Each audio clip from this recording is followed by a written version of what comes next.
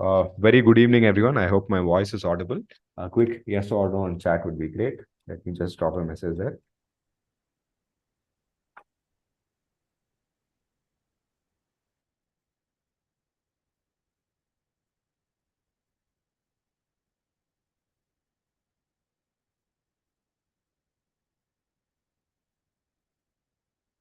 Great. I see a bunch of responses already. Good to see. Nazneen, Mr. Sharad, Ms. Bharati, Mr. Rahul, Mr. Lawrence, Mr. Bharat, Pushpak, and Mr. Ravi. Very good evening, everyone. Glad to see the responses. So we will start off shortly. We're just waiting for a few more of the audience to join us. I see the numbers are slowly going up, and we will start off shortly. So while we all wait here before we start off, I'd like to know what is it that obviously you know what's the topic for today, right? Having said that, when you receive the mailer and the banner as well, you would have surely seen what we're going to talk about today. I'd also like to mention that we have our speaker on standby who will be introduced a little later. So, what I'd like from the ones who are in the webinar right now with me on chat is what is it that you are looking forward to expecting from today's session? What is it that you think is going to be spoken about in today's webinar? Let us know. The chat is open for you. You can drop in your inputs, and I will definitely read that out. Yeah. Good evening, Mr. Rahul. Good evening, Mr. Ayya Reddy.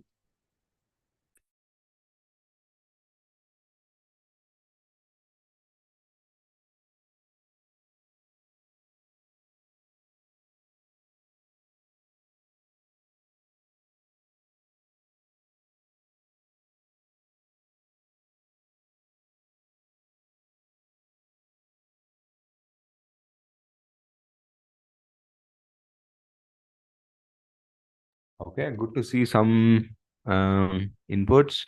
Okay, great. I see a bunch of them. Let me just read out everyone's name. Good evening, Mr. Srinivas, Ms. Elizabeth. Good evening, Mr. Ravi. Good evening, Mr. Krishnamurthy, Mr. Satya. Okay, Mr. Satya says major benefits and wellness streams for employees. Okay, that seems like a nice input there.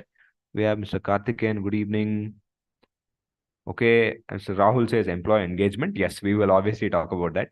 And Nazneen says talent retention strategies through employee engagement. Yes, we will surely be covering that as well because as you see, the topic mentions employee engagement as the building blocks for ultimately that being talent retention. So yes, we will talk about some strategies. Ms. Kavita says keen on leaning, that is redefining employee experience. Okay, all right.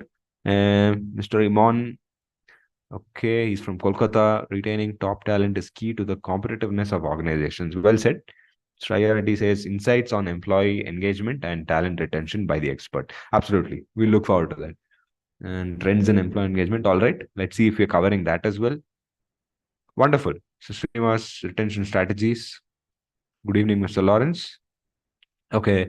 Krishnamurthy, he says return on investment for implementing employee engagement. Okay. That might be a pretty interesting one to take.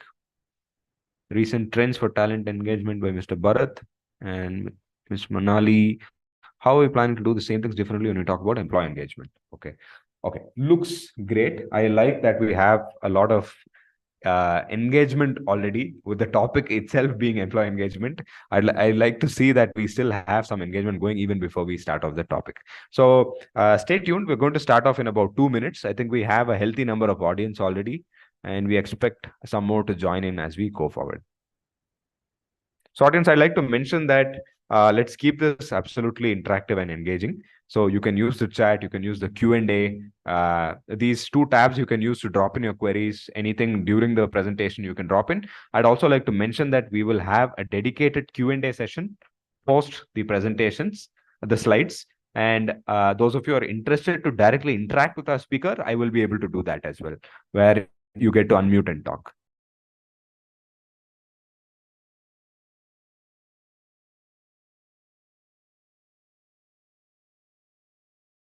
Audience, just a quick confirmation. I hope you're able to see my screen.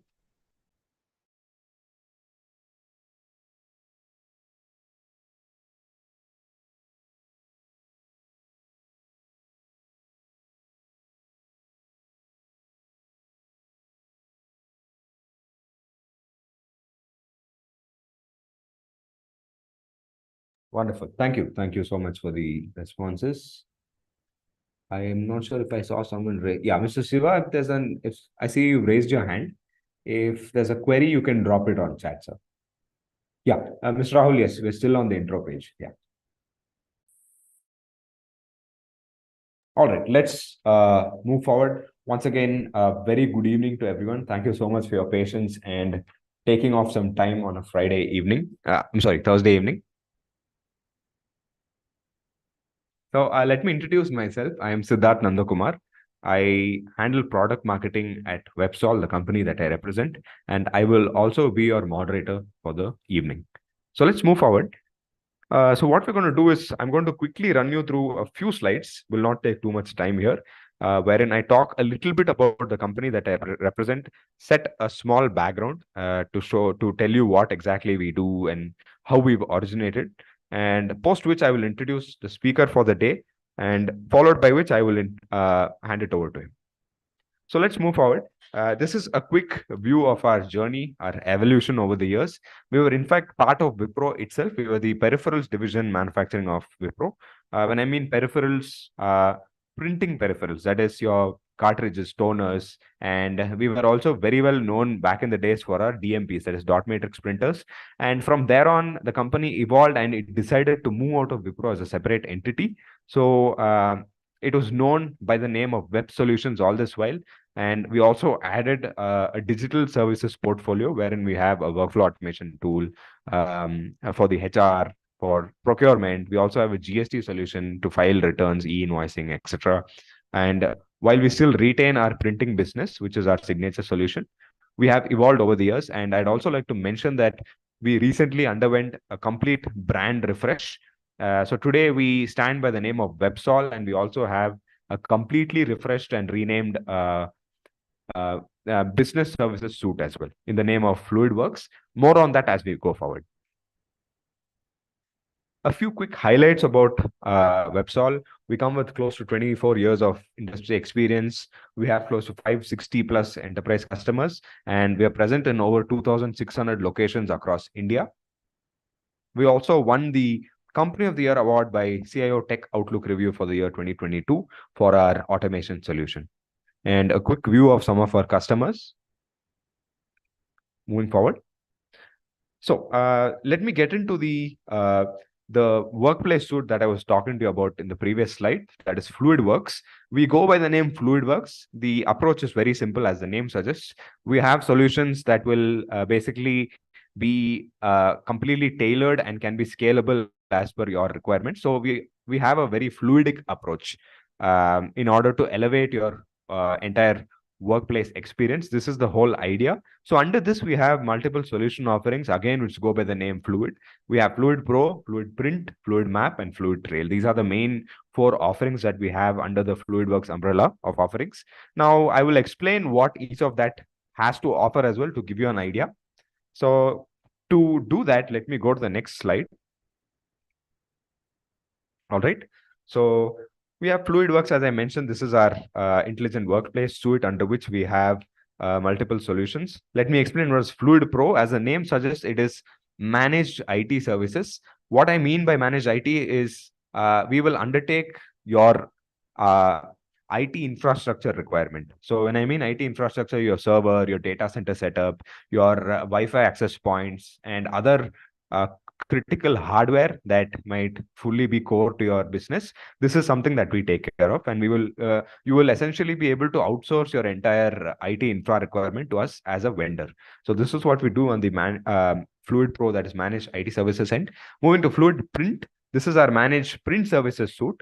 So what we do here is this is our signature offering wherein we outsource, we offer printing requirements. Let's assume you have a requirement of 500 plus printers, or it can be an X number. We'll be able to basically take care of that. We will also be able to manage your printers on a remote basis, wherein you can have multiple printers in multiple locations. And we will also undertake your complete service requirements, right from toner, cartridge replacement, all of that is taken care of. And we will charge you on a pay per print basis. What that means is, assume that you print about 1,000 papers in a month.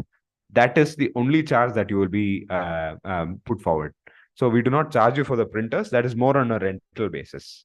So this is how managed print services work, and we are also number one in India on that end. Moving to Fluid Map. Now coming back to Fluid Pro and Fluid Print. Now you will obviously need a solution that takes care of remotely managing and monitoring all these printers and hardware, right? So that is what Fluid Map does. This is a remote IT asset management solution, which will be deployed on your network, and you will be able to have a complete overview of all your hardware put over in different locations. And lastly, we have Fluid Trail. This is something that I think all of you can relate to, because we have HR automation, which takes care of your employee records management, your employee onboarding, employee offboarding, appraisal management, and a lot more on offer, which we take on a custom basis. So that is Fluid Trail. And then we also have a GST solution, and we're also present on the retail end. We have billing printers, which I will not talk about today. So that is it on the introductory end. Let me quickly launch a poll, because we will obviously not have any demos as such. The session is purely going to be presentation oriented, wherein our speaker will be talking about the topic itself. So let me quickly launch a poll. Just give me one moment on that end. All right. So I think you should be able to see this on your screen. Would you be interested in a free demo of Fluid Trail, our HR automation solution? Assuming that we obviously have mostly HR audience today with us here, let me leave this poll on for the next 1 minute. I'd like to mention that based on your requirement, we will be able to arrange an absolutely free demo wherein you will be able to explore and see what we have on offer for your HR needs. Again, let me mention that we have a solution which will cater to your employee records management. We also take up digitization. That is, if you are on a physical state right now, we'll be able to completely digitize that and then put it to our solution. We will also be able to take care of completely fully paperless candidate onboarding and offboarding and other custom requirements as well.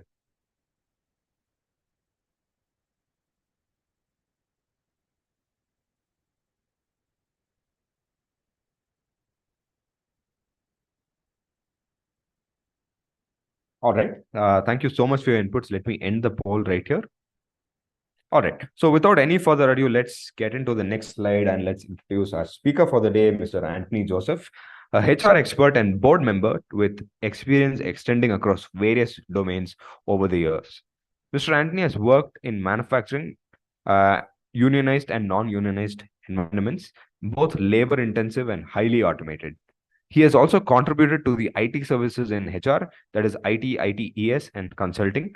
Mr. Anthony has been a part of executive and leadership teams and has corporate expertise extending to HR, business, and strategic functions.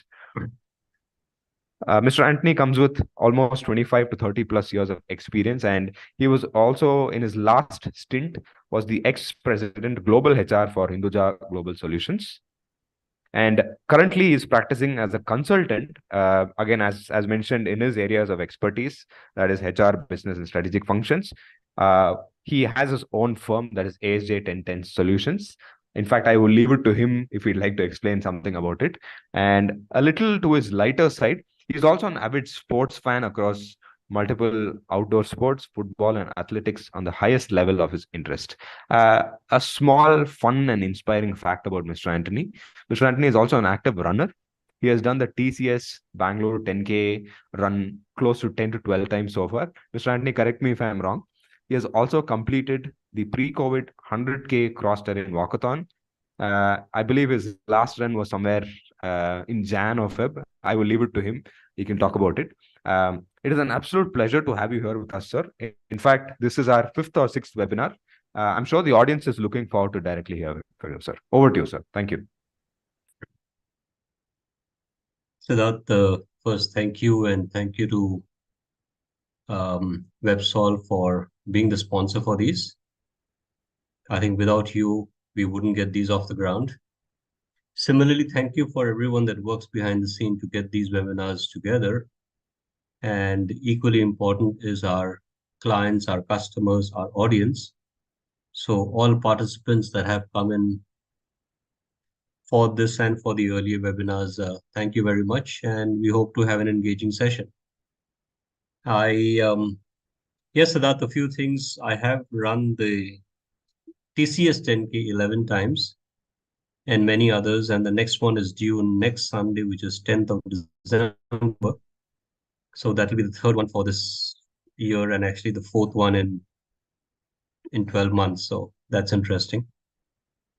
Um, I am excited and I learn a lot about sports, especially outdoor sports. So that is another area. And our firm name, ASJ 1010s, has the name of myself and my wife in that order because it's alphabetical. But 1010s has been inspired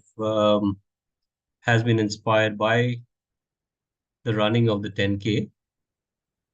And it also refers to a philosophy which I've learned over the years on taking life 10 years at a time, because expectations as well as capabilities, interests, they keep changing. So if I were to rewind my life and, have the experience that I have right now, then it would be a mix of planning for 10 years at a time and executing accordingly. So that is the significance of ASJ 1010s. Okay, without much ado, we'll go straight in, and please keep your questions and your inputs flowing because Siddharth will see that.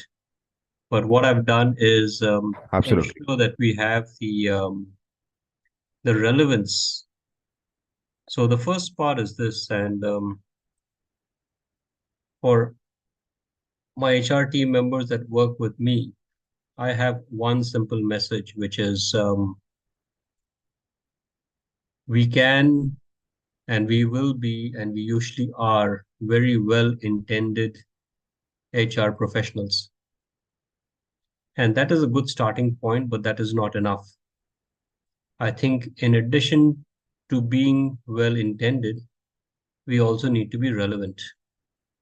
And the relevance comes from the industry and the company that we work with.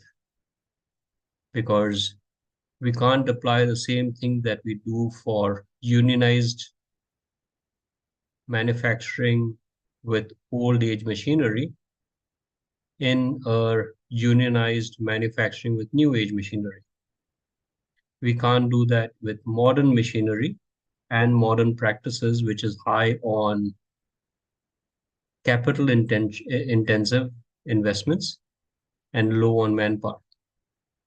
And I've seen both, environments. So when I started my career, just to give you an example, we had 2,000 people that would produce 100 crores in terms of revenues.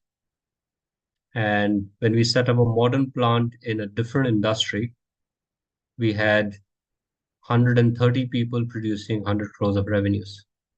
It's not that one was better than the other. The environments were very, very different. Okay. So the first part, therefore, for us in employee engagement is to get the business alignment, which helps us to make our expertise and our well intentions into being relevant and being effective in the environment that we work with. A simple one is cricket, and we won't talk about the World Cup finals, but you change your strategy based on the opposition and based on the pitch, and you still play to your strengths. I think that is the same thing about alignment. Alignment is playing to the strengths of the organization, keeping in mind what the business environment is, both internal and external. So business environment is important. That's the macro picture. The factors going for the organization and the factors that would go against the organization in terms of challenges.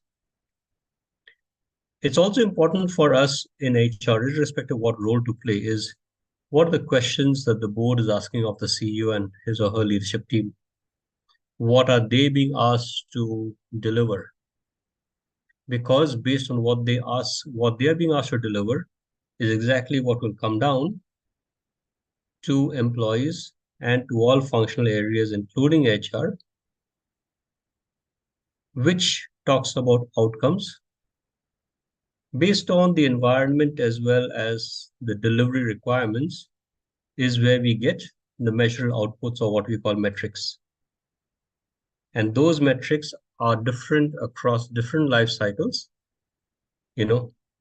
right from attract, retention to maintain for those defined outcomes. We cannot be showing a lot of excitement when the business is being asked to slow down and shut down due to lack of orders. We cannot be saying, let's wait for things to happen when the business has been asked to grow 50, 60, 100%, 300% compounded over the next defined years. So I get back to this whole aspect of understanding the business environment and the organization that we work with, which makes the efforts that we make in our strategies relevant to or fit for purpose of the organization at that phase. And our communications between HR, business, and line managers, and even defining as to who communicates what, forms the whole part of the business alignment. So I'm going to complete this along with two other slides, and then I'll open up for any question that you may have. Put that on the chat before we get on to how to do that. The business environment is something that HR has to be aware of. So when I talk about knowledge, the minimum that we need is basic working knowledge.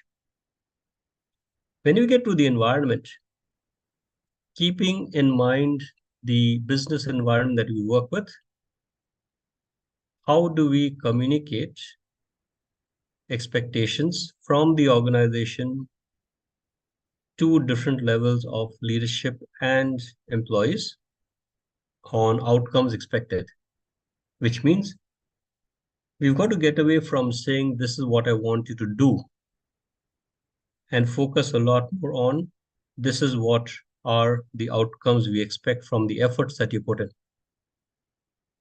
It's like saying the efforts do matter, but they've got to be the right efforts to produce the right results. And this is what we call about setting expectations, outcomes, behavior, as well as this term that is used often, WIIFM, what's in it for me. If you aren't telling employees on, if you do these and these are the outcomes and this is the processes and this is the way you do that, and you stop there, it's not wrong, but it is incomplete. It becomes complete when you say, in doing all this, this is the salary that you get paid, and these are the rewards that would be there at the end of it, which could be monthly, which could be quarterly, which could be half yearly, or which could be annually, at the end of which this is what would be an upside to that. That is both financial as well as non-financial. But we complete the story when we state expectations, we state processes and how that needs to get done, and definitely in terms of how will that impact the employee. The reverse is also true, wherein if we don't meet that, or if we are not meeting the outcomes continuously for a period of time, what is it going to result in? So people need to know the outcomes of positive measures and positive results, and also the consequences of consistently being below par. That is fair. That is a requirement. Many times we miss out one or the other, over-communicate one and under-communicate the other, create a sense of complacency on the one hand, or fear on the other. Neither of these are good. At the same time, there are organizations that do a fantastic communication in terms of setting expectations, which becomes rewarding both for the organization and for employees.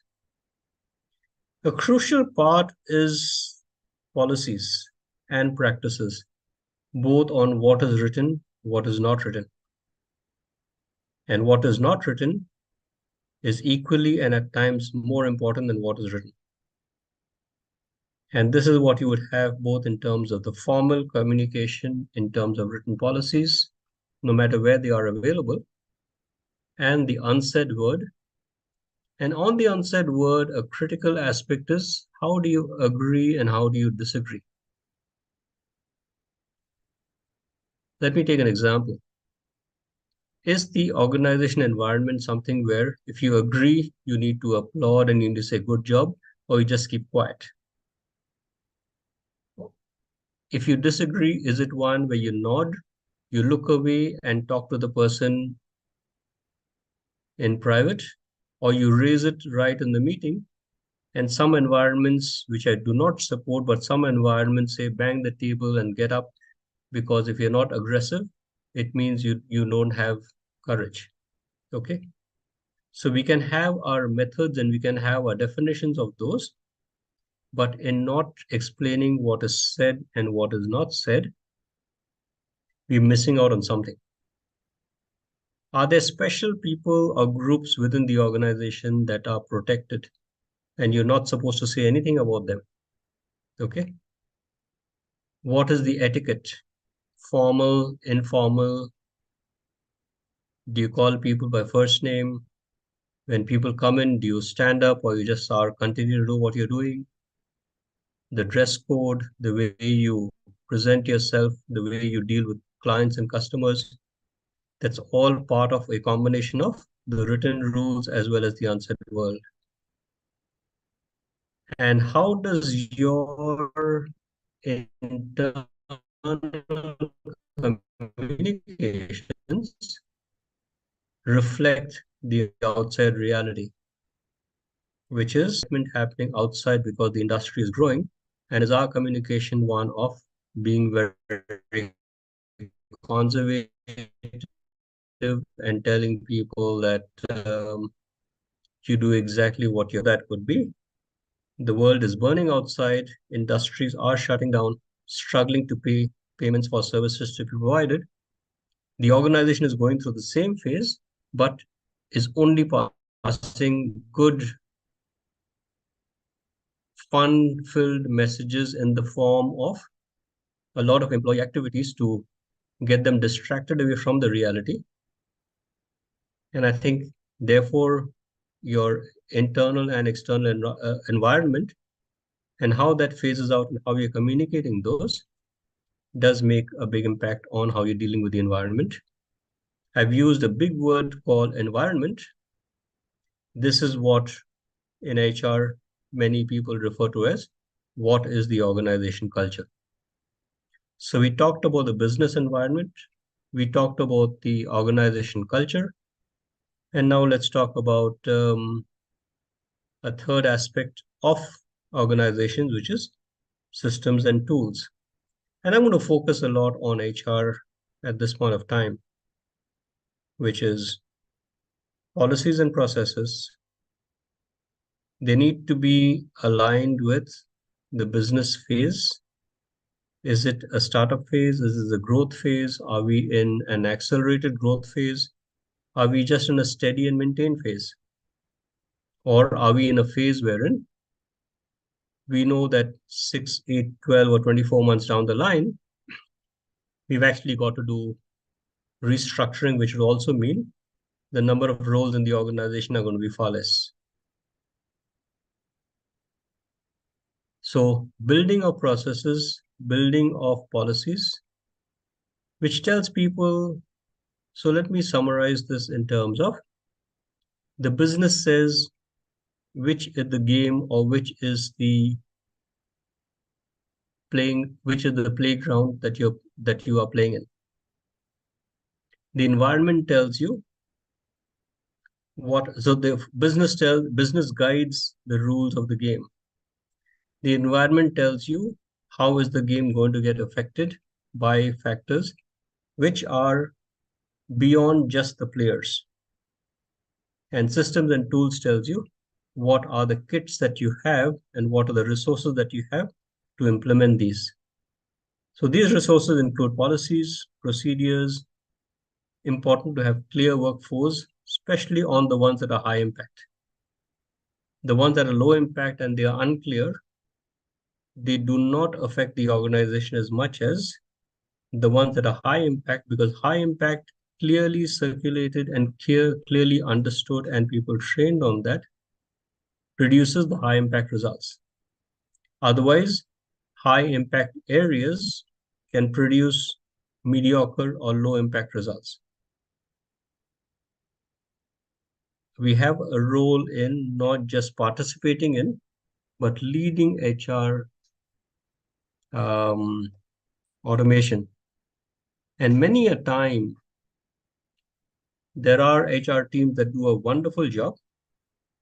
And a big part of being wonderful is when you have the expertise, plus you integrate the expertise of others from other functional areas so that the HR organization comes in as one, where workforce planning, recruiting, including the pre-recruitment activities, the onboarding, the employee engagement and employee relations, the learning and development, the processes and procedures, they're all very aligned amongst the team.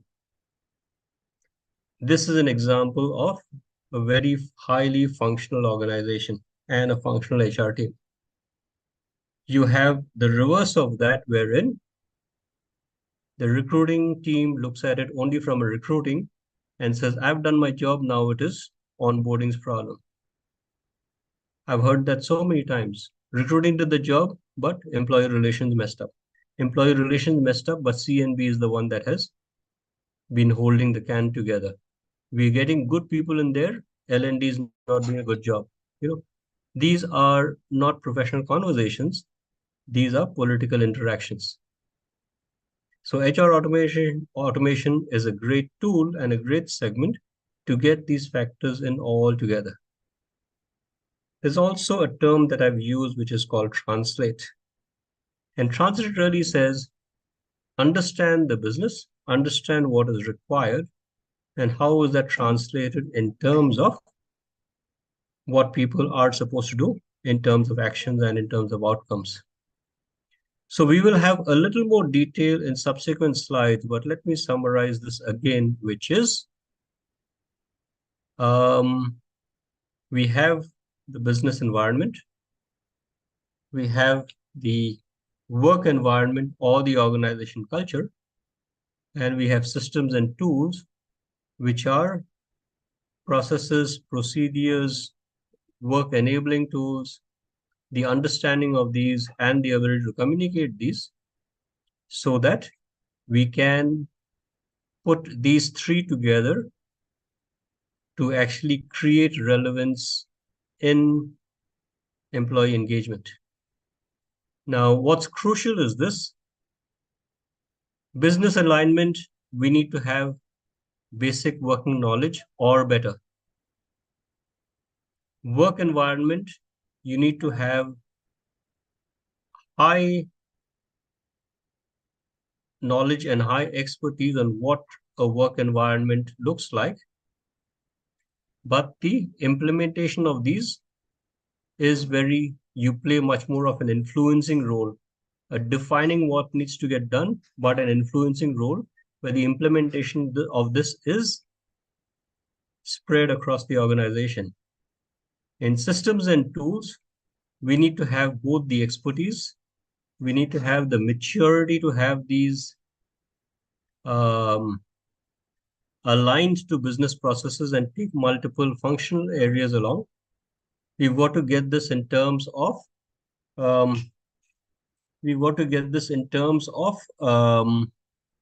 how is that getting aligned with the business requirements.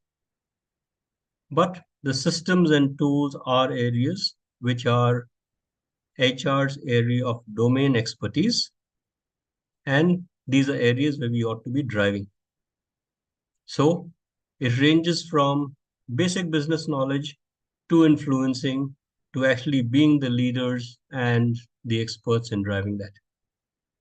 So I'm going to take a pause and Siddharth, would you want a poll now? Or, yeah. Okay. So I'll launch it. Done, sir. Let me just launch a quick poll. Sure. So, audience, before we go into a few other slides, I will have a few polls that are lined up anyway, but let me drop the first one for you. On a scale of 1 to 5, how would you rate the current level of employee engagement in your organization? So you can use the following options, and let's see how much engagement can we get. So I'd like to mention that we have about 43 to 55 participants with us today here. So let me see how much we can get out of this. Audience, please note that we have a few more polls that are coming in. And I also see that there are a bunch of queries that have come up on the Q&A. Please keep them coming. You can also use the chat. We will take them up post the slides.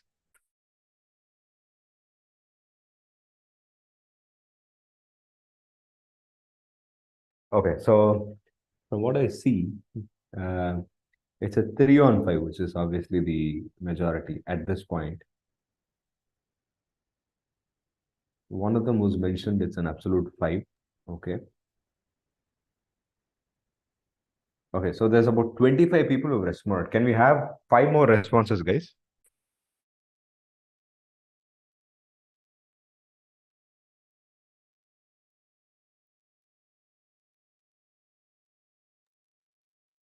Okay, one more response maybe.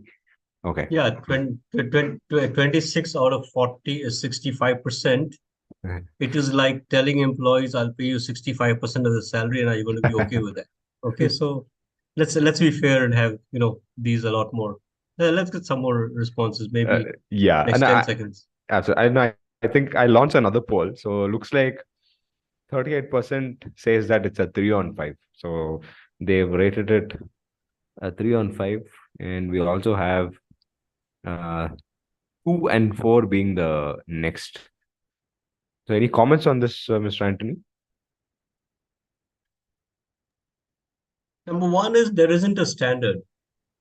Right. So do not compare that. Suppose you've said two, do not assume that three is better than two. 2. Right. Okay. Number two is I like the honesty with which you responded. So that is good. And you're showing there is an improvement, area of improvement. The person who has said five actually means excellent, which says we're doing an absolute great job. And, at some point of time, one would have liked to know as to what's the impact and how is the organization doing? And what are the business results for the organization, the industry that is it in, plus what's the employee talent market they're able to attract from and how much do they retain. So they've all got to be interrelated. And the person who said one maybe knew, maybe feels we're doing a good job and we can do a lot more, or may even feel that we've got a lot to improve because we're doing nothing that is, nothing much to talk about. So it all varies on the interpretation. But we're somewhere in the middle where people acknowledge that, hey, look, everything hasn't broken. And while everything hasn't broken, there is room for improvement. What I would desist from is saying that we are doing a good job, but somebody else is doing better just because they pay better or just because you've heard them having fun. Okay. So do not mix up between fun and engagement and business outcomes. And when I say business outcomes, it means business for the shareholders. It means outcomes for the shareholders, for clients, and for employees alike. Okay, never one-sided. Yes, Siddharth. So those are my comments. Thank you, sir. Quite the way to put it forward. Let me just launch one more poll and then I'll hand it over to you. So audience, let's go with one more poll. And this one again on the employee engagement end. All right. So which employee engagement initiative has been most effective in your organization? Is it regular feedback sessions, or do you think it's the recognition programs that count? Or a lot of them also come up with the development opportunities, the certifications, stuff like that? Or is it flexible work arrangements? I think a bunch of them can vouch on that. And if there's anything else, please mention on chat. So let's see if we can get a little more engagement than what we did on the previous poll.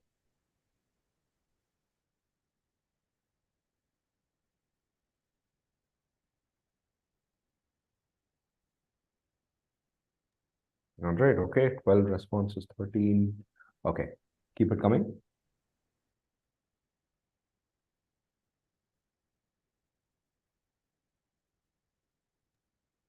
Okay, audience, I'd also like to mention that you can choose multiple options. This is not a single choice poll, so you can choose multiple. So yes, obviously, given the fact it could be multiple options, which could be an initiative that has been effective, right? Okay, so I see that professional development opportunities is what is topping. Let me share the poll because I think I've already spent a minute on this. Okay. So as you can see, I think the audience is able to see the results here. It's almost more or less somewhere around the same. So it's only varying by a single poll difference, Mr. Anthony.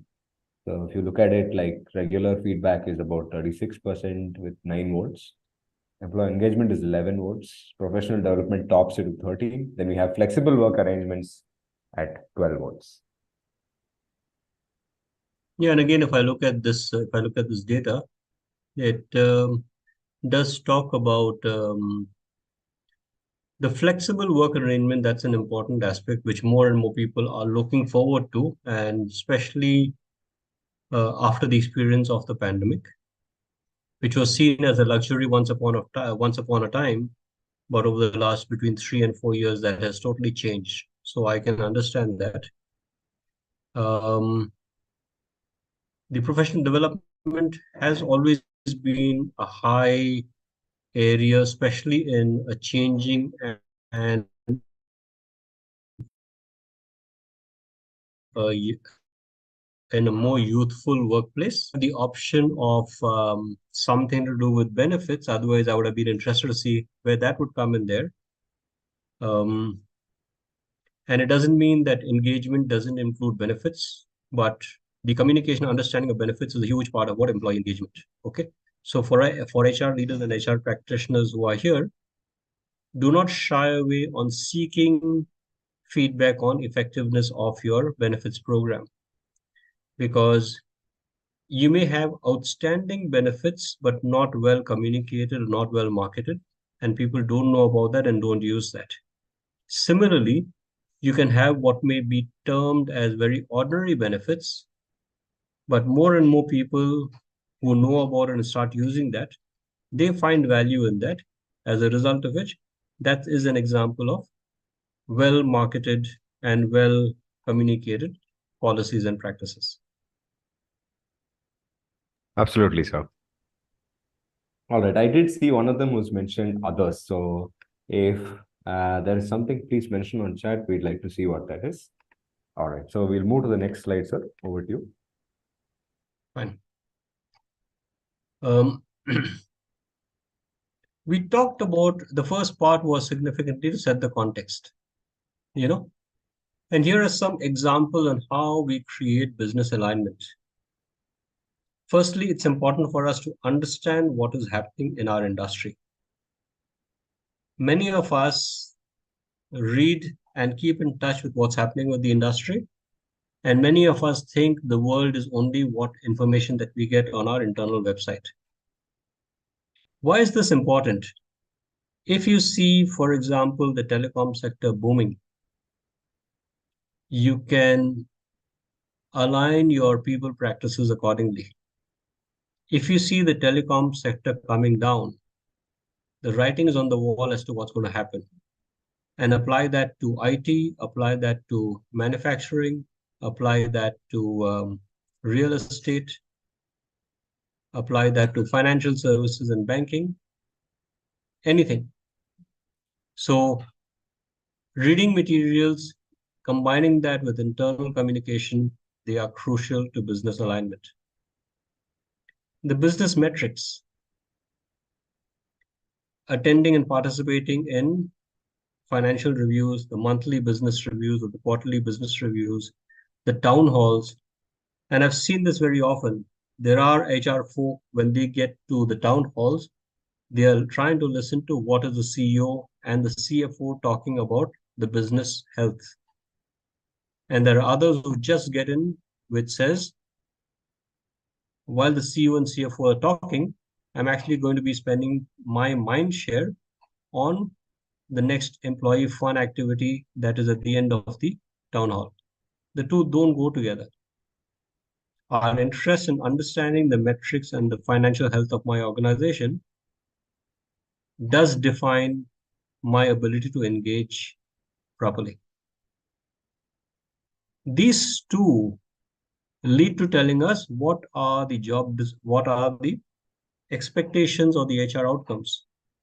And some of those are communicated through our job descriptions, very much through the goal setting. We think of goal setting as the beginning of an appraisal exercise. The goal setting is actually a strong communication tool, which lets us combine our business acumen, the expectations from the business, with what our measures are going to be.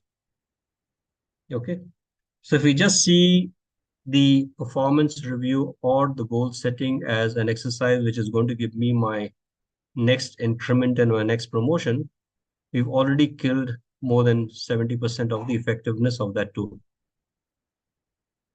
See this as a business planning, as an organization viability, a process in being able to create value for the organization, which results in value for ourselves. So they are measurable outcomes. And therefore, the various aspects that you get, including reviews and feedback, helps to keep promoting that and reinforce the whole business alignment stuff. And when we get to communications, don't just restrict to the, we love you because you've done a great job. It does not communicate much, but these are the outcomes that you put in. These are the results that came out of it. And therefore, here are the returns for the organization and for ourselves. That gives you a complete story. Okay, this is what I talk about and what I mean by business alignment, literally reinforcing what we said in the past. We look at the work environment.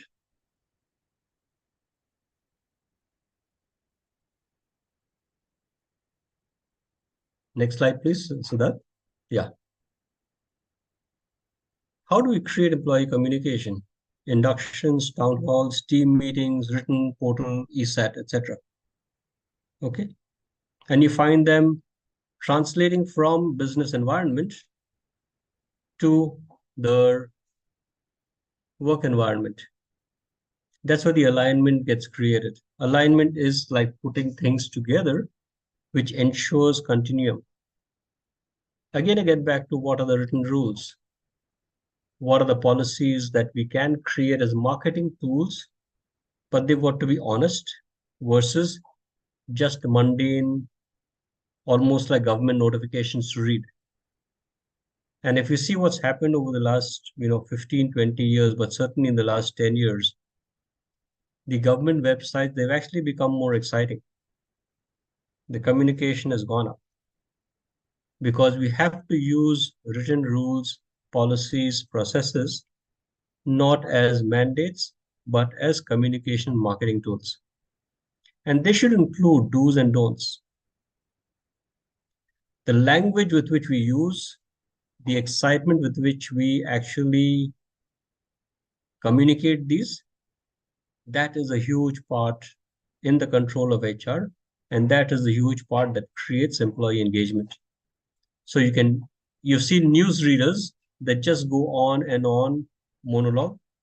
And you see news readers that create excitement with their tone of voice, with their facial expressions, and with the excitement that they exude. That is also to do with policies.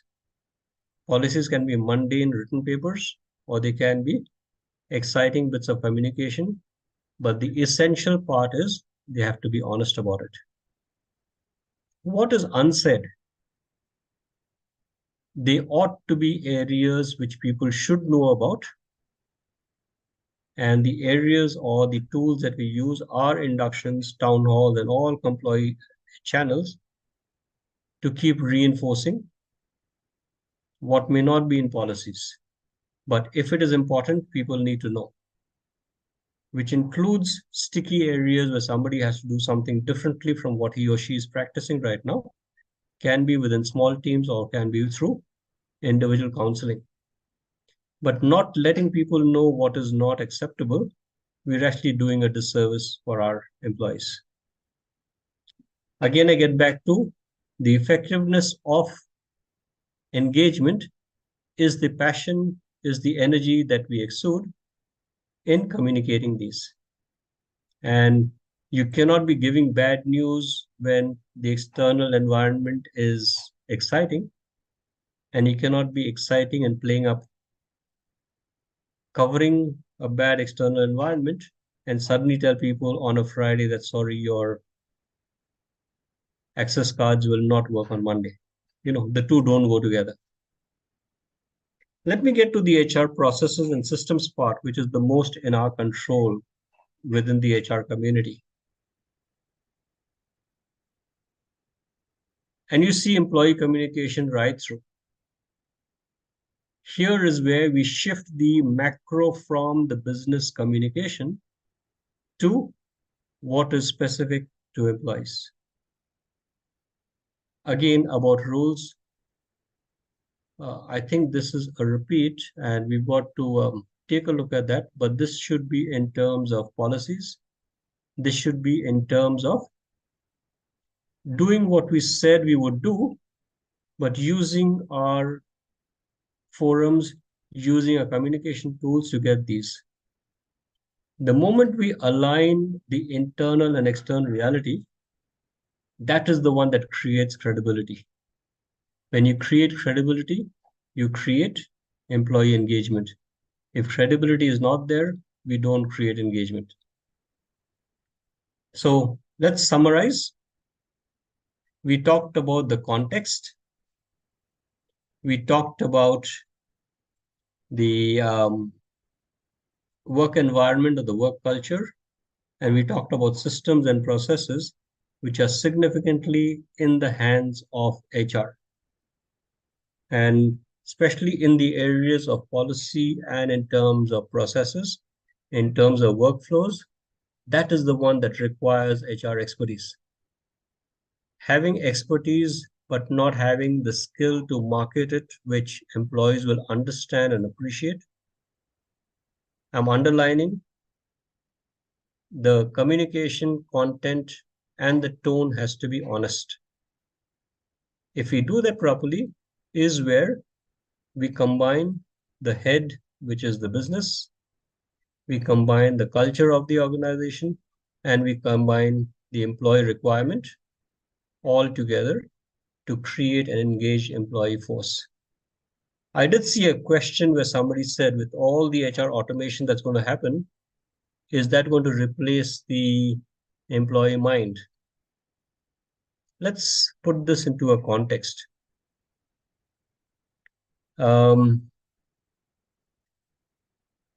If you look at the roles that some of us may have started in our earlier years, but definitely in terms of if our parents worked in the organized business sector, those offices had a lot of positions that we would call as typists. Okay, so there were typists, there were stenographers, etc. And people would dictate and get work done. Today, those typists positions have gone away and they have been replaced because everyone types, but rather than using a typewriter, we use our laptops. Similarly with banking, there's a lot of automation that's happened. But in that automation, industry has grown and it's not shrunk.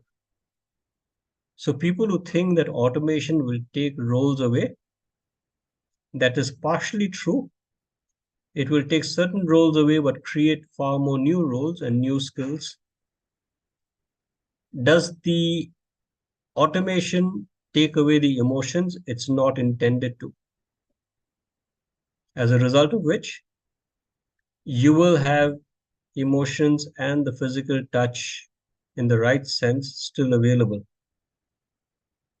However, it will take care of some of the emotions.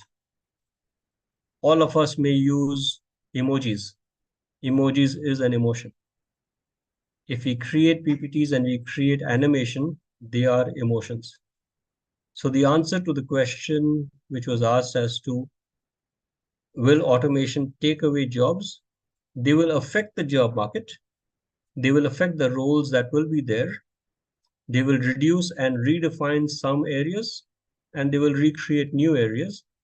And there are certain emotional aspects of the workplace and of communication that will get taken away, that is for sure.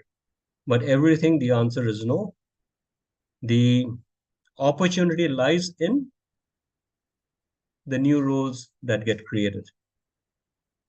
So with that, let me take a pause, and Siddharth, over to you for questions that may be there. And I know that we've overshot time, but Yeah, I think we can spare about 10 minutes, if that's okay with you. yes, that's fine. Yeah. All right. Go ahead. So, thank you so much for the presentation, sir. I think we've come to an end. I'm sure the audience has, gotten some collective information through this, a lot of insights. So we will get into the queries, but I just want to launch one poll, one or two polls before we get into that, if you don't mind. So let me just get onto the chat, and audience, I'd like to get your attention over here to the chat. I'm dropping a link, a LinkedIn feed link on the chat. We have a live poll running on our LinkedIn handle. Request all of you to click on that and spend about 5 to 10 seconds on just entering your poll input, and we can come back to this window for the queries. So, meantime, let me just read that query for the rest of them. I'm sorry, the poll. So, what employee engagement strategy resonates most with you on a personal level? Is it opportunities for growth, or is it positive work environment, recognition for achievements, or is it work flexibility? Request all to spend about 10 seconds to just quickly enter the poll, and then we can get back to the queries. And that's on LinkedIn, is that right? Yeah, that's on LinkedIn, sir. Yeah.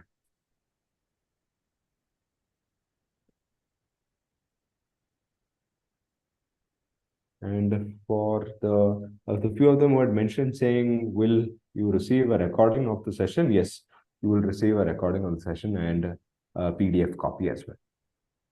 Okay, not bad. We have about 17 votes on that end. Okay, all right. So once you're done, you can come back to our presentation window itself, and we can take up some queries. I think, yeah, I think we'll cover the Q&A part, sir, if that's okay with you first. Perfect. Okay, so employment best practices, engaging diverse workforce. Okay, one of it you attended already. That is Mr. Lawrence's, the automation end. We have a question from Mr. Satyamurthy, continuous learning and improvement framework for employees. Okay, I believe, I'm not sure if this is a question, Mr. Satyamurthy. There's one more that he's mentioned, major benefits and wellness streams for employees. I'll try and answer both, which is both are equally important. Right. Okay. Now, if we have professional development which gives people certificates, but they cannot apply that to improve either the work environment or the job output, which results in outcomes, then again it will fall in the category of well-intended but not relevant. On the other hand, you do things that are relevant, and a big measure is how is that impacting either my ease of doing work, which increases my productivity, or is it helping me develop skills which helps me to produce at a higher level? I think that is crucial. So well done, well executed, and relevant to the organization, they must all be combined, whether that be for learning and development, professional activities, whether that be for any aspects of not just work life, but business life. All right. Mr. Satya, I hope that answers your question. So we'll move to the chat. There's one question from Mr. Ayaredi. He's mentioned, so tips and insights on engaging and retaining different generations, at least 2 or 3 generations at any point of time. It gets back to alignment, communication, and the roles that people play. So in organizations that have been in there for 50, 60, 70 years, you're likely to have 2 and 3 generations working there together. In organizations that have a shorter span, then it may be that one of the promoters is of a generation that is different from the others. Otherwise, they may be very similar. So we can't use one standard demographic.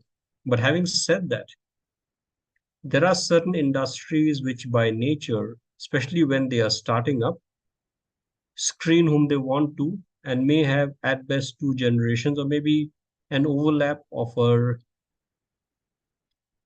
age span rather than generations. Okay, you keep hearing the word generation gap. Suppose you've got 3 generations, you're likely to be in industries and organizations that have a long tenure.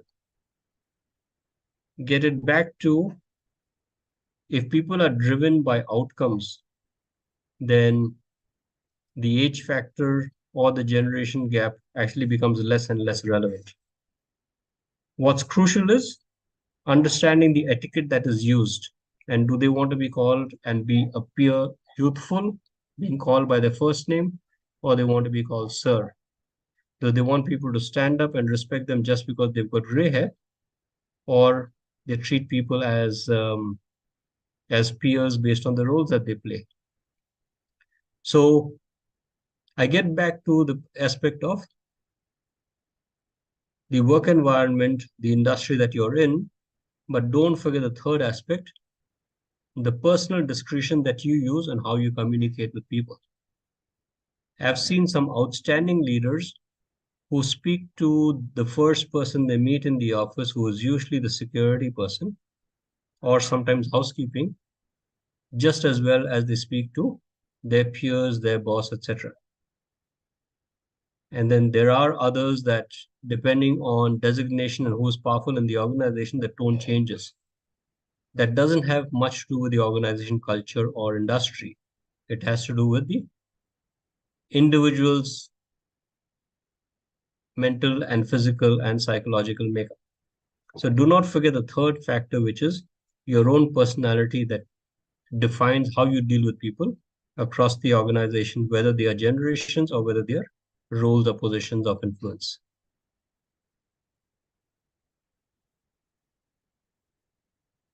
All right. Hope that answers the question, Mr. Ayaredi. Okay, there's one more query, sir, from Ms. Archana. While catering to diverse workforce, what are the proven engagement tactics and what would help? I'm going to ask you to repeat that, please. Sorry. While catering to diverse workforce, what are the proven engagement tactics? Which ones would help? People underestimate communication. And communication is about how you read, how you write, how you engage, how you speak, how you come across, both in terms of formal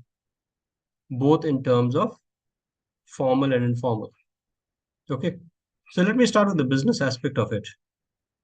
Everybody needs to understand. Now, do people who are highly tenured in the organization need to be respected? The answer is yes. And many of the highly tenured people have grown the organization and bring positive and continue to make positive contributions to the organization. Okay, and that needs to be recognized, and what you would call the historical skills that they bring in has to be respected. You also have people on the other extreme who believe that because they've been there for so long, they are, in inverted commas, dadas of the organization, and irrespective of the world changing outside, they will not change.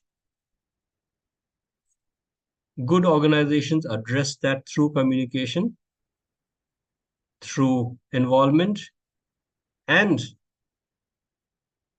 when people become very difficult and not wanting to change, even through exits.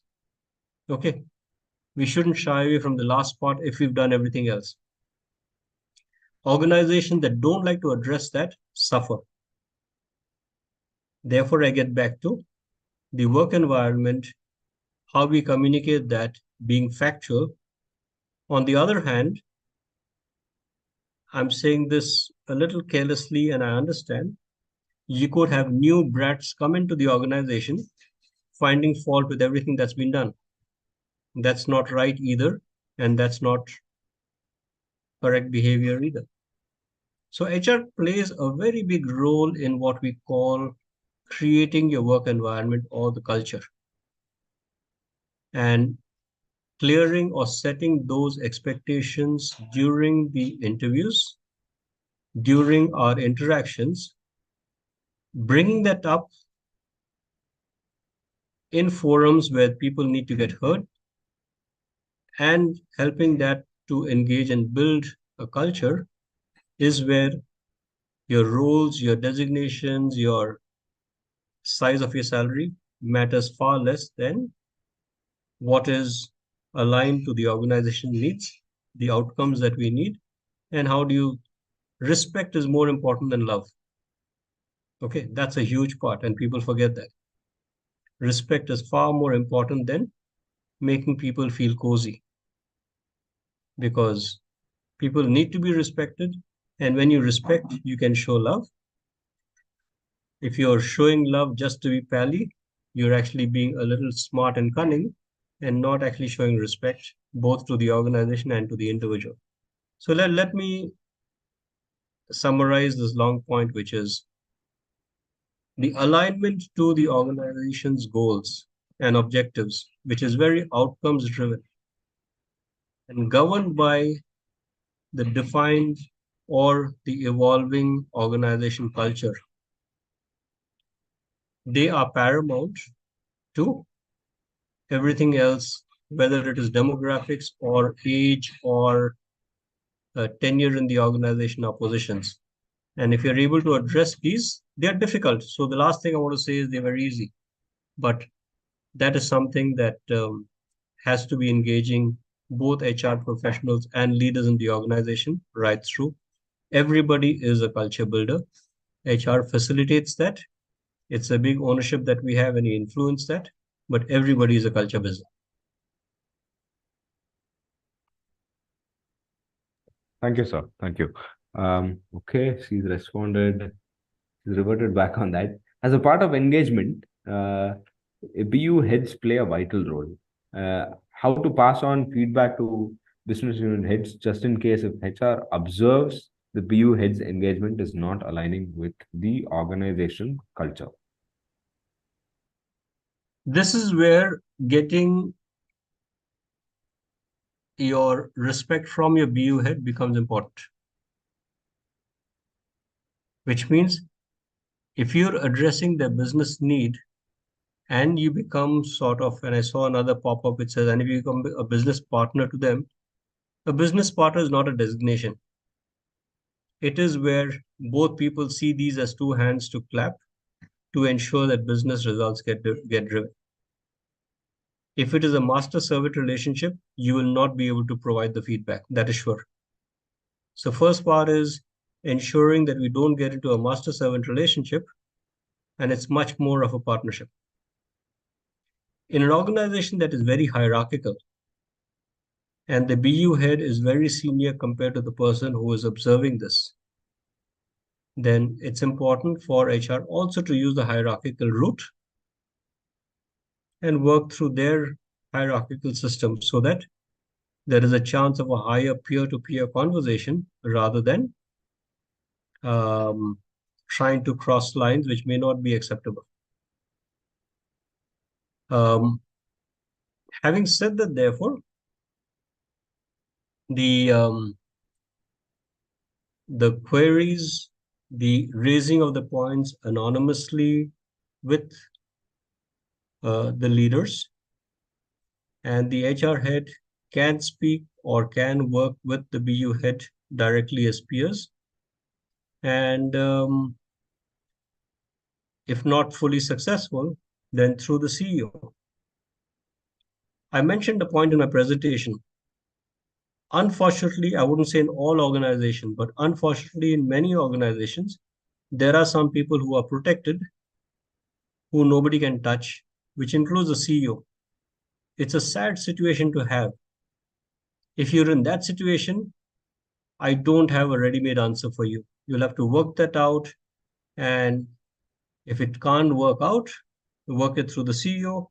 You either accept it or you get stressed by it and you work through that. But there are some difficult realities of life. So, just want to be very honest, and you try and turn something upside down, which is beyond your capability, then just watch out, work through that, accept it if you can. Otherwise, escalate as much as you want. But if they're being protected just by the promoter or by the CEO, then unfortunately, there is little you can do about that.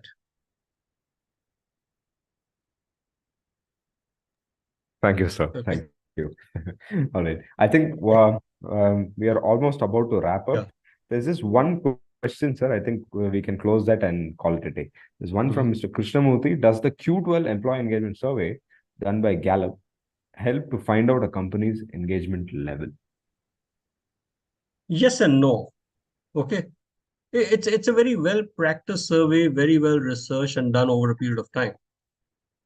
Now, the survey is a tool,